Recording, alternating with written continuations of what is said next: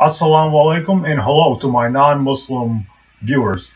Today this is going to be a video about one YouTube video I found on the internet. Christian hate monger David Wood and Sam the Scam Shimon have made a video entitled "The Death of Kinana ibn al-Rabi." Where they allege that the Prophet Muhammad, peace be upon him, tortured and killed a man named Kinana ibn al-Rabi for some money or for some treasure, uh, and uh, and before the Prophet Muhammad, peace be upon him, allegedly killed Kinana ibn al-Rabi. He tortured, or he ordered that Kinana ibn al-Rabi be tortured with fire to give up the location of the treasure. So David Wood and Sam Shamoon have made a video on that on their YouTube page, basically criticizing the Prophet Muhammad, peace be upon him, for torture and unjustified killing. So this is my response to that video and to that story of Prophet Muhammad, peace be upon him, and Kinana ibn al-Rabi. Basically, the Muslims, anybody who knows like the history of the Prophet Muhammad, peace be upon him, knows that he was in conflict with the Jews of Khaybar. I'm not going to get into that story because that's not the point of this video.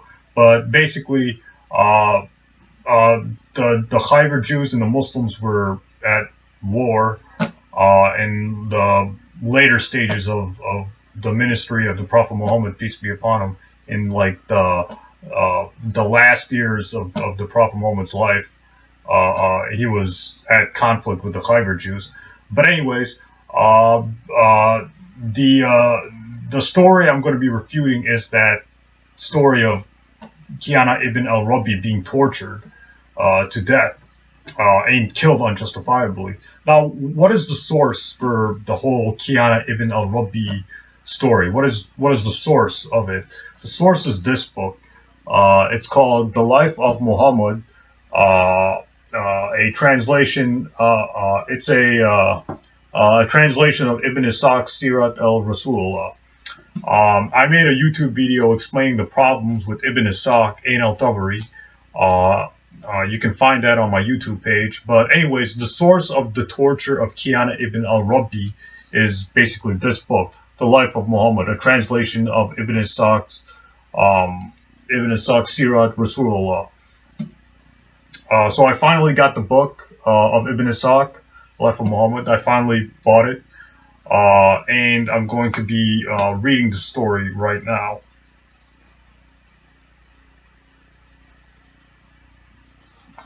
So here's the story of that whole torture story. It's right here. So the story is found in Ibn Ishaq, page 515, page 515. And the story goes that Kinana al-Rabi, who had custody of the treasure of Bani al-Nadir, was brought to the apostle, who asked of him about it. He denied that he knew where it was. A Jew, al-Tabari, was brought to the apostle and said that he had seen Kinana going around a certain ruin every morning early.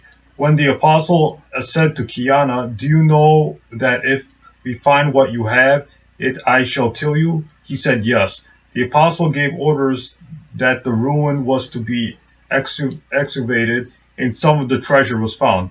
When he asked about the rest, he refused to produce it, so the apostle gave orders to al-Zubair bin al-Awam, "Torture him until you extract what he has." So he kindled a fire with flint and steel on his chest until he was nearly dead.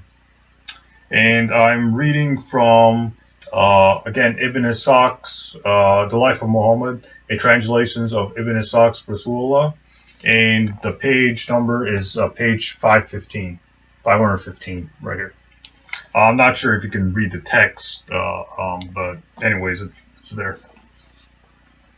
So now the reason why I'm dismissing this story as completely false, and this story as completely fictional and false, is the fact that there's no isnad for the story. There's no chain of transmission for the story. Notice how when I read the story, I didn't say I didn't provide an isnad. The reason why is because there is no isnad. There's no isnad on this page. There's no chain of transmission. So it just jumps right to the story. Ibn Ishaq just wrote the story. He just, he didn't provide any source for the story. So why should we believe the story? I mean, what? There's no evidence that it actually happened. It was probably some some myth or some fictional tale that Ibn Ishaq heard from some enemies of Islam when he was writing in Iraq and Arabia. People were making up stories about the Prophet Muhammad, peace be upon him, after he died in the first two generations. Ibn Ishaq was a second generation Muslim. He lived in 551 after Hijrah, so he lived like at least 150 years after the Prophet Muhammad, peace be upon him. So that's plenty of time for people to make up stories about the Prophet Muhammad, peace be upon him. So, the reason why the story is false is because there's no source for the story. It's not, there's no chain of transmission. It's not there. And there's a really good analysis done about this story from this book, Sirat un-Nabi, The Life of Muhammad, Volume 2. If we go to page 162 of this book, it was written by an Islamic scholar named Allama Shibli Numaini. He said the whole truth in the story is that Kinana was put to death, but it is not for his refusal to give a clue to the hidden treasure. He was put to death because he killed Mahmud ibn Musalla, also Muslima. So the reason why Kinana ibn Abi Rab was put to death was because he killed somebody. He actually killed another Muslim. So this was retaliation for the death of the brother. In the rest of the report, both al-Tabari and Ibn Hisham have quoted it from Ibn Ishaq, but Ibn Ishaq does not name any narrator. Traditionalists in the books of Rijal have explicitly stated that Ibn Ishaq used to borrow from the Jews stories concerning the battle of the Prophet Muhammad, peace be upon him.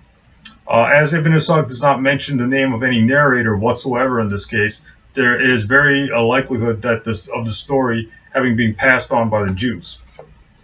So, it's possible the Jews invented that story and Ibn Ishaq wrote it down in his biography. It's possible, but there's no way of knowing where that torture of Kinana ibn Rab came from. There's no way we can, there's no reason we should believe it. So that whole torture story is false. Now Kinana ibn Rab was put to death for retaliation. Kinana ibn Rab murdered somebody, and the punishment was a Muslim killed Kinana ibn Rab for retaliation for what Kinana ibn Rab did to his brother. So the Prophet Muhammad never killed Kinana ibn al-Rabi. Some other Muslim did it, and the reason why the Muslim did it was because Kinana ibn Rabi killed that Muslim's brother. So that's the whole thing. It's completely false. It's a false story that the Prophet Muhammad tortured and killed Kinana ibn Rabi. It's completely false. David Wood and Sam Shamoun are lying.